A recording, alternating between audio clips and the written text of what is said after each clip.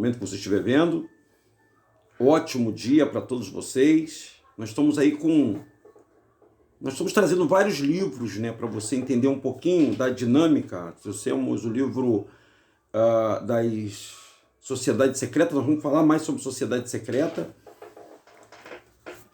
Para mim, o mais importante dos livros que eu estou trazendo é esse aqui, né? A Bíblia Dalit, a Bíblia, as Imaculadas Escrituras, né? Nós estamos trazendo para todos vocês. Gente, aqui tem o nome de Yahushua, que é o verdadeiro nome do Salvador da humanidade. Não é Jesus, tá bom? Para todos vocês que são evangélicos, católicos, espírita, para o Brasil, a grande descoberta é que o nome do Salvador nunca foi Jesus. O nome do Salvador é Yahushua. Está aqui nessa Bíblia. Nós sempre mostramos elas para você, ó, essa Bíblia para você. Essa Bíblia toda ela é escrita no hebraico, né? Os judeus confeccionaram ela, os Yahudins. Aí tem o nome de Yahushua, tá, gente? Esse nome aqui, ó. Esse é o nome verdadeiro, tá bom? Yahushua. E obrigado por vocês estarem conosco, né? Estarem nos acompanhando. Lembrando que nós vamos falar também sobre esse dia da Batalha dos Anjos, tá? Do Eduardo Spohr. Nós vamos fazer um comentário sobre esse livro.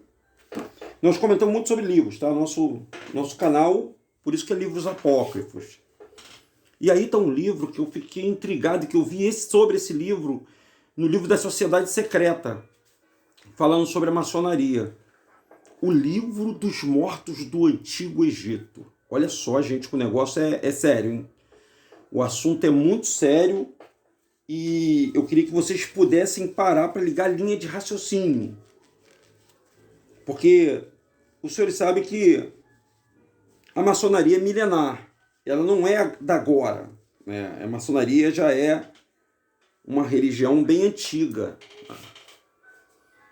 E o mais importante aqui da maçonaria, que você vê desenhado aí nas pessoas, tatuagem. Eu vi várias pessoas com tatuagem no braço, né? Tatuagem no pescoço, tatuagem nas costas. Eles nem sabem o que eles estão fazendo. Eles tatuam esse olho aí, o olho de Horus, né? A mitologia do Egito está tão, de Mitsaim, o nome é Mitsaim, está tão inserida, intrínseca na nossa sociedade que a gente vê até a cultura, por exemplo, a pessoa falando, eu estava vendo o canal do Levando a Promessa e me falou o dele me chamou a atenção, o Dani me chamou a atenção. Me chamou a atenção para um fato que eu já comentei, mas assim, às vezes a gente esquece tanto comentário sobre o arco-íris, né?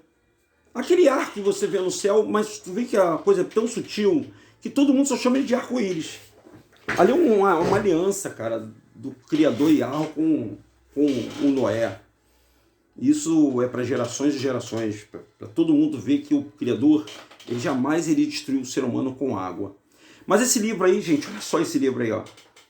Esse livro é o Livro dos Mortos do Antigo Egito. Do Antigo Egito. Olha só. A gente sabe que Yahushua, o Jesus que você conhece, mas o Yahushua, ele, aos 2 anos de idade, ele só voltou aos 9, se eu não me engano, se eu não estou enganado. O rei Herodes mandou matar todas as crianças de 2 anos para baixo. Então ele teve que fugir para o Egito. Ele passou uma parte da vida dele, Yahushua passou uma parte dele no Egito. E essa parte que ele passou no Egito não é mensurado nas escrituras, na Bíblia. O que aconteceu lá no Egito. Deve ter acontecido muitas coisas lá, com certeza. Ele foi para onde, teoricamente, seria o lado mais ocultista do mundo, ele foi para lá. E ele viveu lá. E aí você vê a simbologia dos egípcios, né? Tu vê esse livro aí, ele é muito venerado dentro da maçonaria, gente. Por quê? Vamos saber? Quer saber por quê? Então esse é o Livro dos Mortos do Antigo Egito. Vamos falar do Livro dos Mortos do Antigo Egito. Eu quero que você acompanhe essa leitura, porque eu tenho certeza que muita coisa você vai aprender junto comigo. Eu estou aprendendo junto com você, lendo esses livros, tá, pessoal? Vou chegar aqui mais próximo aqui. Vamos ver? Vamos ver o que tem nesse Livro dos Mortos do Antigo Egito? Então a gente sabe que o Egito, o Antigo Egito, né, o Mitsaim, ele fica dentro da África, gente. Ele não fica fora da África, não. Tudo aconteceu, a história do deserto, foi do povo, do êxodo, aconteceu dentro da África. Dá a impressão que aconteceu no Oriente, né? Não dá a impressão, quando vê esses filmes, você não é remontado a levar para o Oriente Médio, mas no Oriente Médio não aconteceu nada daquilo. Todo o êxodo aconteceu dentro da África. Na África tinha um deserto. Que isso, Daniel? Você está falando coisa? Não, é. O Egito fica onde, gente? O Egito fica... o Bitsaim, ele fica no Oriente Médio ou fica dentro da África? O que vocês acham? É uma coisa para vocês pensarem. Então vamos pesquisar? Vamos pesquisar de fato de verdade? Então tudo aconteceu basicamente dentro da África. Vamos lá? Vamos lá para esse livro? Vamos para a primeira... Eu não vou nem ler a introdução. O Livro dos Mortos. Vamos falar sobre o Livro dos Mortos? Vamos lá. Por que Livro dos Mortos? Porque os faraós... Ele vai explicar o porquê dos Livros dos Mortos, o Antigo Egito. Ele vai explicar porquê nessa leitura que nós vamos ter agora, dinâmica. O Livro dos Mortos... Quer ler comigo? Vou ampliar a letra aqui. Ó. O Livro dos Mortos... Ele desenvolveu-se a partir de uma longa tradição de textos funerários. O Livro dos Mortos, lá do Egito, ele desenvolveu-se a partir de uma longa tradição de textos funerários. Assim como a escritura Bíblia foi longos e contos, o Livro dos Mortos também foi contado em Mitsaim, entre os egípcios, cujos primeiros exemplos são conhecidos como os textos das pirâmides. Ah, você já viu pirâmide, né? Mas não tem só pirâmide no Egito. Esse é o que é o grande problema. Existe pirâmide em toda parte do mundo. Ah, os egípcios vieram para cá? Então é mais um sinal, gente. Tem pirâmide na Amazônia. É mais um sinal de que a Amazônia fazia parte do Egito. Mais um sinalzinho que a Amazônia fazia parte do Egito, fazia parte da África. Só para vocês terem uma noção da gravidade do assunto, para a gente desconstruir tudo que foi construído na nossa mente. Correto? Então, os primeiros exemplos são conhecidos como os textos das pirâmides, pois foram escritos nas paredes das câmaras funerárias das pirâmides do Antigo Egito. Então, toda a história... A gente hoje tem livros para contar, certo? Não tem livros para contar. A história dele foi escrita, a história dos faraós, foi escrita nas câmaras das pirâmides que foram construídas. Até hoje, muita gente acha um enigma nessas pirâmides. Agora já está chegando ao conhecimento de que essas pirâmides,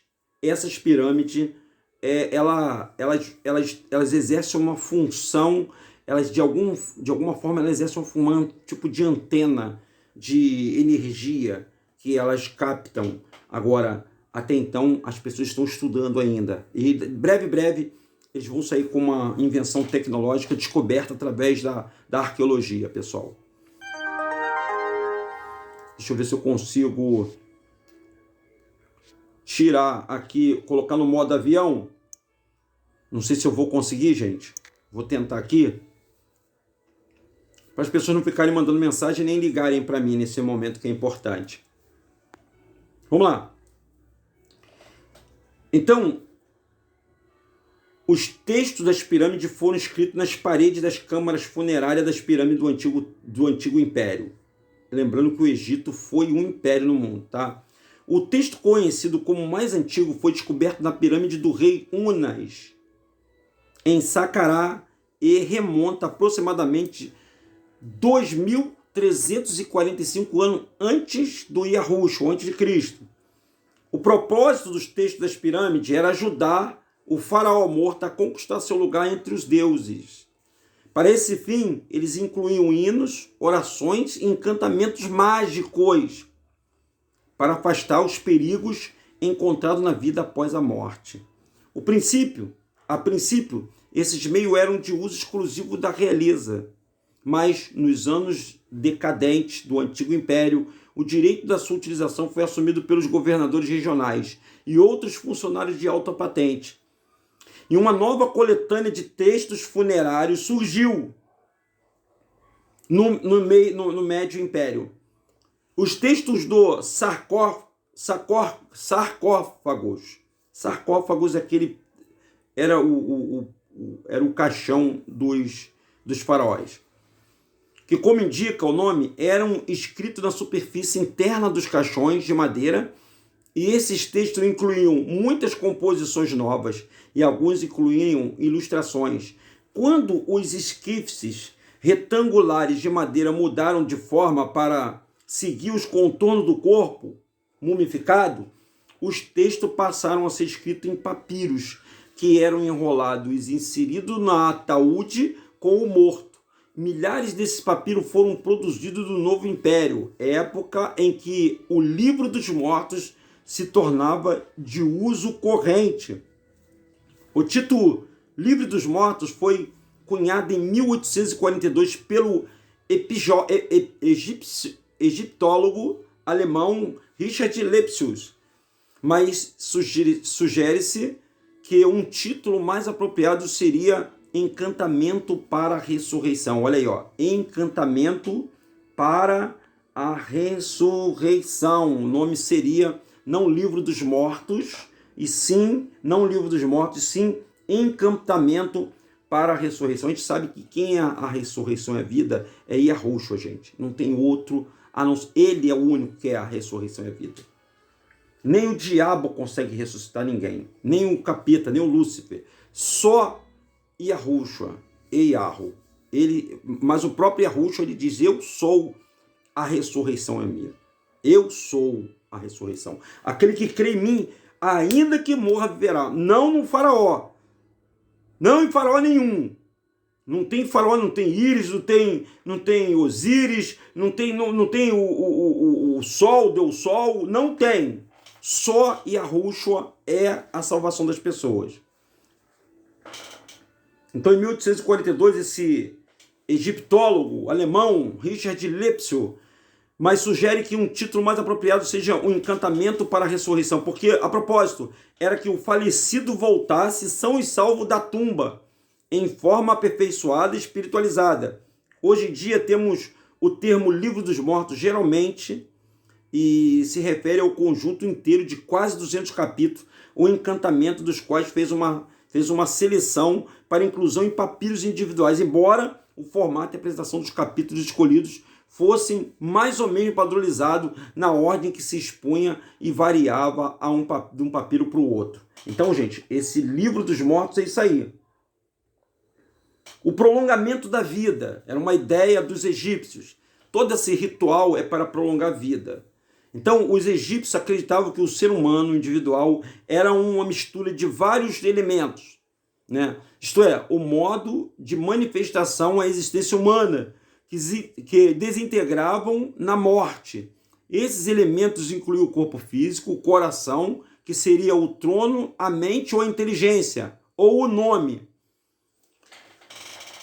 que constituía a individualidade do falecido, sendo essencial para a sua existência na vida após a morte. Sombra, também relacionada à individualidade do falecido, mas capaz de separar do corpo e gozar da liberdade independente do movimento.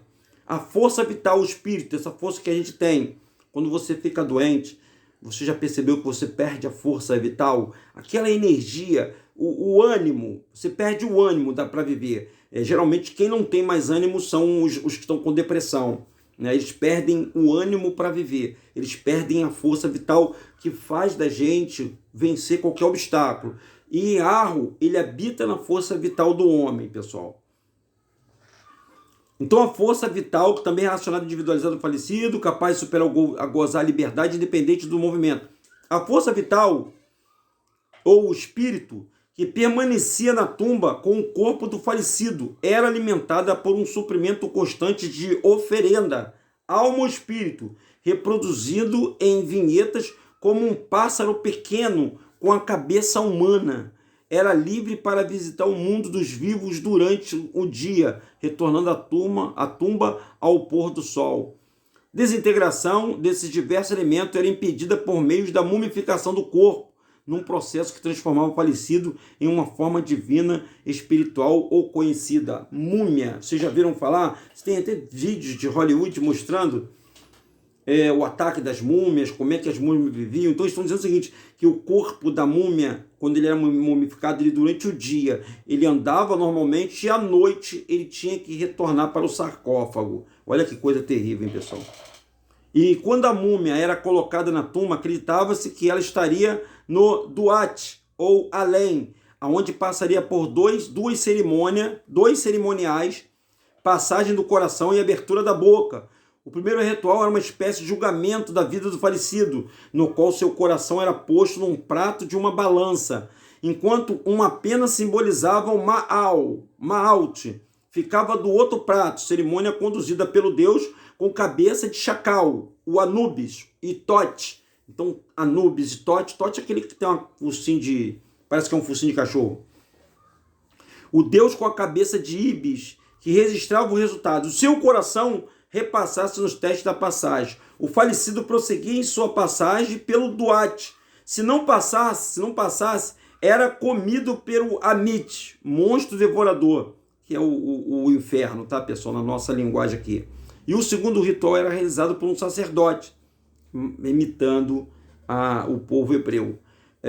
Um sacerdote que tocava uma cobertura facial da múmia com um ou mais instrumentos cerimoniais, distribuindo assim boca, os olhos, ouvidos, narina dos mortos, para que ele recuperasse o uso dessas faculdades. A abertura da boca tinha grande importância, porque permitiu o falecido recitar os hinos e as orações escritos no papiro. Também lhe possibilitava chamar pelo nome os deuses que encontraria na Duat, respondendo corretamente os seus questionamentos. Bom, eu vou parar por aqui, vamos ver quantos minutos nós temos. Nós já temos 17 minutos. Então, você gostou de estar sabendo o que é esse livro dos mortos? Que ele é cultuado e venerado na maçonaria, tá, pessoal? E essas figuras que você vê que as pessoas colocam no corpo em tatuagem, eles nem sabem por que eles colocam esse olho que tudo vê, que os artistas fazem aquela menção nos palcos dos shows, jogador de futebol, políticos, vários políticos, religiosos fazem essa menção, porque é uma das seitas ou uma das religiões que mais tem crescido nos últimos 200 anos do mundo, se chama a maçonaria. Então, se você quiser ter mais curiosidade, Livro dos Mortos, vocês podem baixar ele de grátis, o 0800, no Google, coloca lá Livro dos Mortos do Egito, Livro dos Mortos do Egito em PDF grátis, e você vai baixar esse livro. Esse é o canal DRM, é o canal dos Livros Apócrifos. Deixa o seu like. Se você tem mais curiosidade, nos acompanhe, porque cada momento nós vamos trazer para os senhores algo muito interessante para todos vocês. DRM, o canal do Livro Apócrifo. Deixa o seu like, compartilhe e uma ótima noite para todos vocês. Um abraço, gente. Tchau.